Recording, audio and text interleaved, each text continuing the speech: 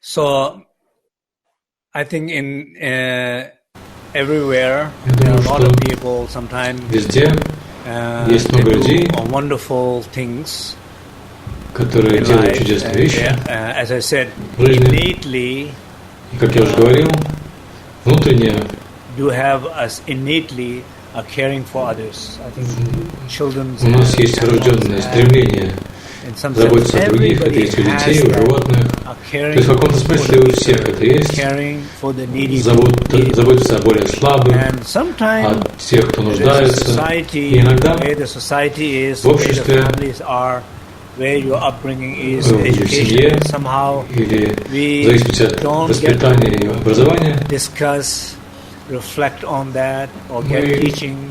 не размышляем об этом, мы не получаем поучений или упражнений, связанных с этим, и мы как бы теряем вот эти сочувственные качества, становимся более такими склонными к насилию, но другие несут дальше эти качества и делают очень много вещей. Я знаю многих людей, которые очень много делают для других, но одновременно я вижу много борьбы, много конфликтов, много боли. Например, иногда я слышу такие истории, что дети пытаются помогать родителям, глубоко хотят им помочь, они находят для этого время, посещают их, навещают их и делают это часто.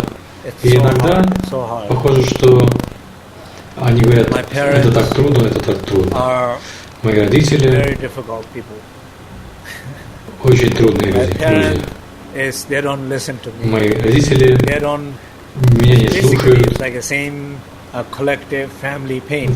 принципе, это какие-то коллективные семейные истории, здесь нет ничего нового. И в каком-то смысле родители должны слушать. Похоже, что вы приходите к ним как учителя или инструкторы. Иногда, если вы хотите действительно им помочь, когда вы приходите к ним, скажите себе, я больше не существую. Конечно, это невозможно. Но, по крайней мере, я хочу быть никем один день. Просто зародите такое намерение, что главное это не я, а главное, вот сегодня главное это не я. Сегодня главное это вы. Что вы действительно хотели делать?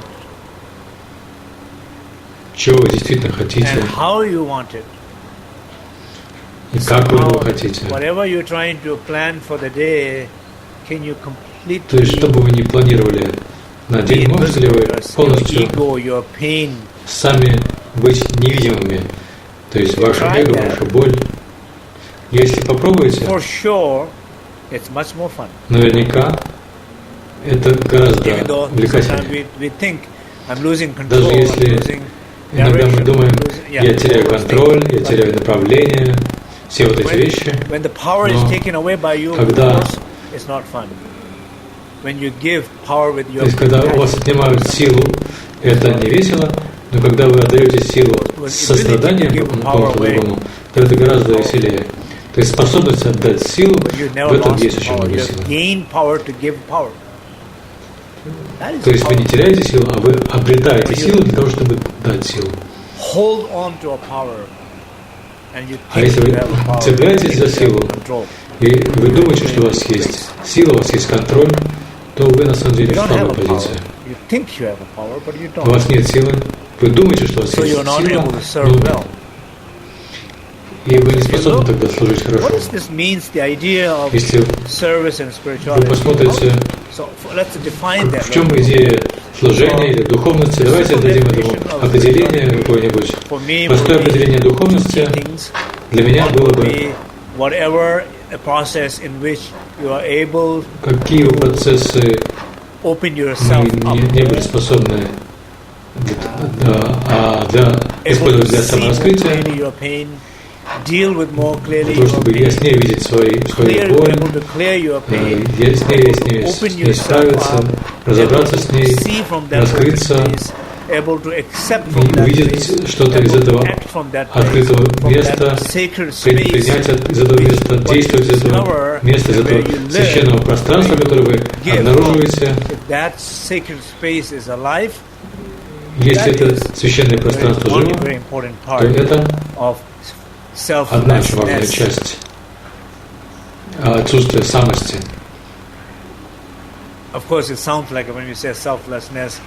Конечно, когда мы говорим отсутствие самости, это звучит как нечто слабое. Но если вы способны отпустить себя, свою самость, то это вовсе не слабая позиция. В этом есть очень много силы и освобождения. Это очень свободная ситуация. И когда есть это пространство, это первое качество. Если сравнить это с буддийской философией, то можно сказать, что то это частичный опыт шуньяты. Частичный. Я не знаю, может быть, для кого-то это может быть полный опыт, не могу оценивать, но, по крайней мере, есть вот нечто такое. И во-вторых, сострадание. Заботиться о других. Так, способность заботиться о других и способность действовать для других, способность получать результаты в служении другим,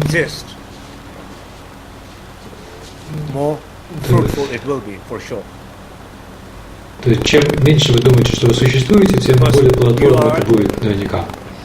Потому что вы способны видеть вещи яснее. И главное, это не вы. И тогда вы способны видеть ситуацию в группе или в организации. В каждой организации есть какие-то амбиции. Или есть какие-то задачи. В каждой группе есть какая-то окончательная цель этой группы, существования группы. В семье есть какая-то коллективная радость. Есть какая-то коллективная цель, какой-то коллективный смысл. Если вы способны сосредоточиться на этом коллективном аспекте больше, то когда вы не индивидуализируете все, не делаете все личностным и не оказываетесь в ловушке своей собственной личной боли и истории, и тогда наверняка вы сможете яснее видеть и будет больше пользы. Я не говорю, что you should not get involved that way, or you, I don't mean to say that I don't get involved in Конечно, that way. Я не хочу сказать, что But we need to be aware of it whenever that happens.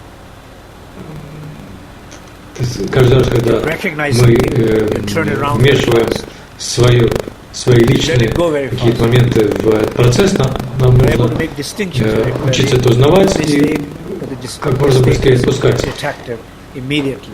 Если мы допускаем ошибки, мы можем их сразу же исправить. И внутри себя, а не устраивать историю во всей группе. Это на самом деле не история всей группы, а это ваша история, и это ваша ответственность справиться с ней внутри. Если у меня есть боль, ничего страшного, если у меня есть боль, но я должен с ней работать, а не сваливать это на других. Особенно если я намереваюсь служить другим.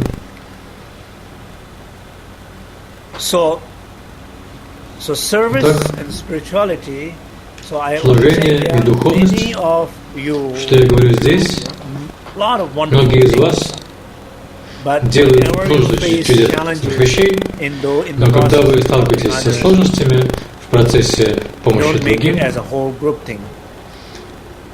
не делайте это делом всей группы.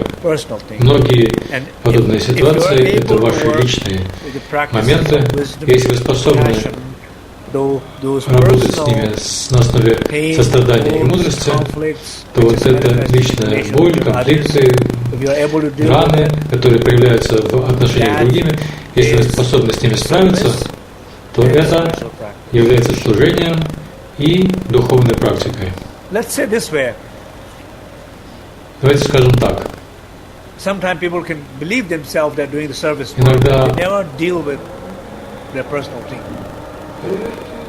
люди думают, что они служат другим, но никогда не работают со своими личными моментами. Они делают что-то замечательное, но и они при этом всегда делают то, что как им кажется, что нужно другим. И я не уверен, что это на самом деле служение. Может быть, это служение, но может быть не лучшее служение. То есть вы заставляете людей верить в том, что им это нужно, всех при этом, а не думать о том, что им действительно нужно.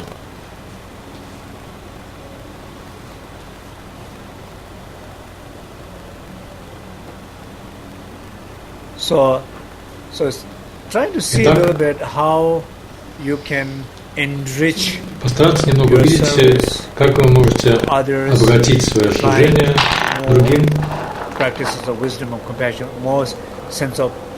применяя мудрость и сострадание. Вы стараетесь почувствовать больше открытости, больше чувства заботы. Вот эти два качества, если они есть или их нет, просто поразмышляйте сейчас над этим.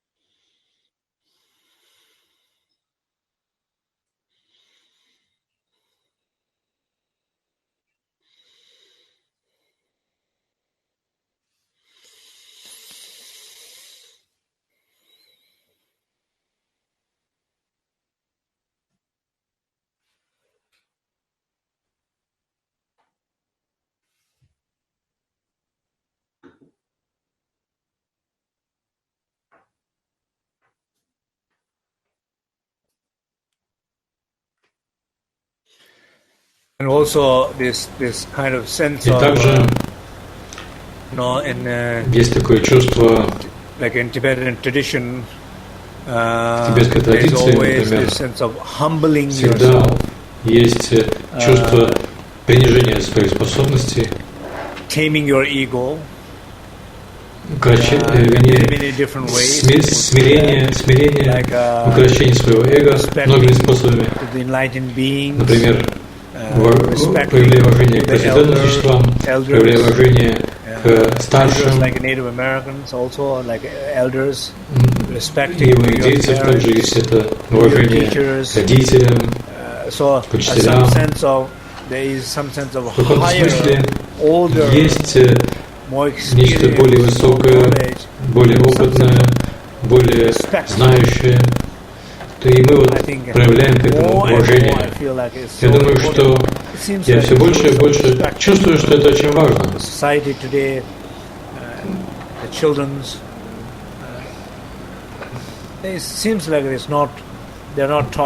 Похоже, что сегодня детей не учат, не в такой степени учат уважать других. И вот это чувство гордости или эго, я, мое, что я хочу, оно очень сильное. Очень-очень сильное. В школе.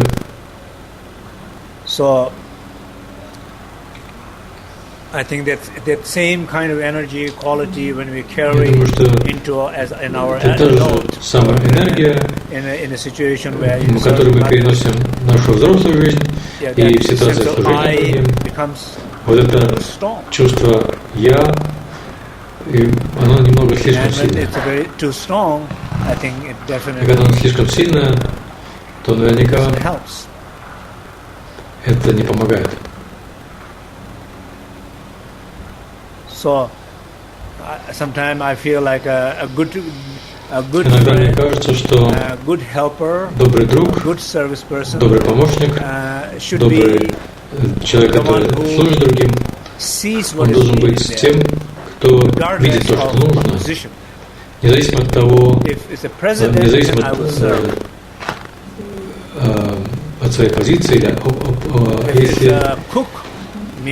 это президент, то я буду ему служить, а если повар, то нет, если уборщик, то наверняка.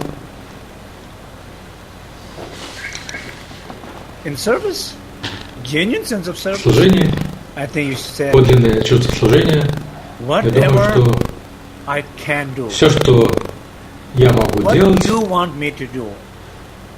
что вы хотите, чтобы я делал, что я способен делать, как я могу быть полезен, пожалуйста. Я счастлив быть полезным, счастлив быть полезным, каким бы способом я это не делал.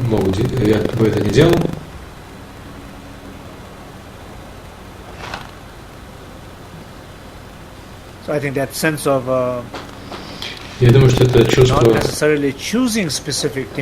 не обязательно, чтобы выбираем какие-то вещи, но мы способны просто сказать, как бы я не был полезен, и похоже, что это прекрасно. То есть любые способы, каким я могу быть полезен, пожалуйста. Или же как друг, когда ты мне нужен, но когда я тебе нужен, то я здесь. Потому что очень часто в обществе все хотят вам помогать, когда вам это не нужно. А когда вам действительно нужно, все заняты. Это не помощь. Помогать нужно, когда эта помощь нужна, а не когда она не нужна. А если она не нужна, то вы должны быть просто как привидения, невидимыми. А когда кто-либо нуждается в помощи, вы должны присутствовать, и тогда это хороший помощник, хороший бодхисаттва и хороший друг. Потому что это спонтанные действия, которые возникают из пространства, а перед действием никого нет, есть только пространство. И до того, когда вы пытаетесь что-либо сделать, чтобы помочь другим, до того вы как пространство. Вы открыты, но ничего не делаете. Если вы действительно открыты и ничего не делаете, и что-то должно быть сделано, то вы готовы это сделать, потому что вы открыты, и вы это увидите. И из этого пространства проявляется, в этом вся идея 3К или 5К или 5 мудростей, нирманакая проявляется, потому что она спонтанно и без усилий проявляется, потому что самбхавака — это тело совершенства. Тело совершенства есть, потому что есть пространство.